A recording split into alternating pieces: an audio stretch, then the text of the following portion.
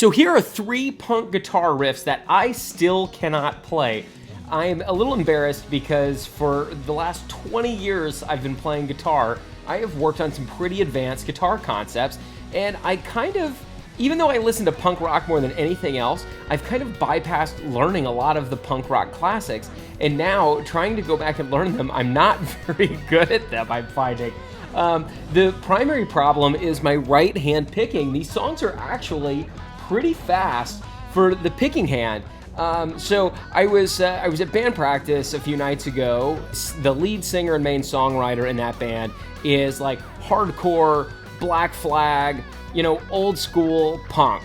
And so I was like, I've never really listened to, I've always been like Ramones, Descendants, No Effects, Blink-182, kind of that thread of punk rock that he would be ashamed of, and most true punkers would be ashamed of listening to a lot of that stuff, I guess. In fact, I remember one time in college talking with somebody at a coffee shop about how I thought No Effects was one of the greatest punk bands, and this guy looked over at me and he's like, "That's not true punk. Like, that's not even real." And like, I don't know, there's some tribalism that goes along with this, but whatever, Anyway, these riffs are pretty tough, and I went and tried to learn some Black Flag, and I heard the song TV Party, and I was like, ooh, this is super fun. I really dig this song.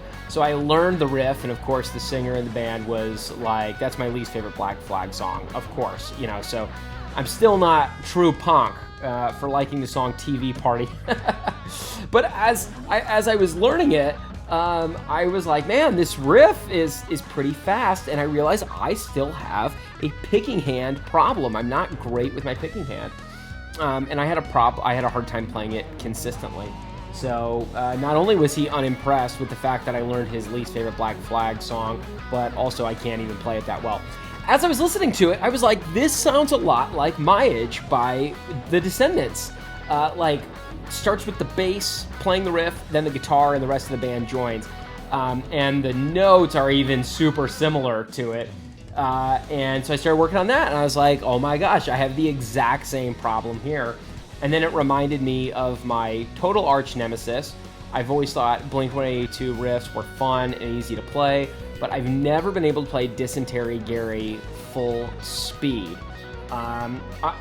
Interestingly enough, that was one of my least favorite songs when I first got the album Enema of the State, and now it's one of my absolute favorites.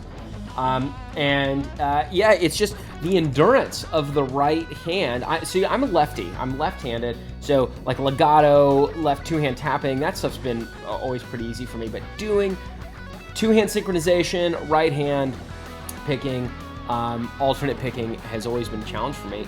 And Dysentery Gary, that I sometimes practice that just as a picking riff. So I am determined to learn these 3 punk riffs and actually become a decent punk rock guitarist.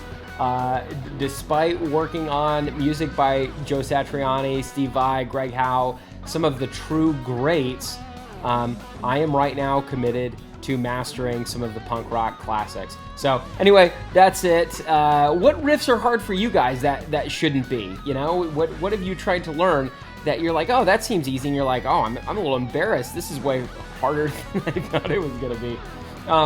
And yeah, let me know. And if you liked this video, if you liked the tab, if you got questions, let me know. Please like and subscribe. I want to keep cranking out content like this. I want to fill a niche in guitar playing and teaching that is in that punk rock world. I'll keep doing some of the shred stuff too, but I want to cover more of these punk rock songs that don't really get talked about a lot in the world of guitar. So hope you guys are having a great day, and as my Aunt Belinda always says, to do or not to do, that is a statement.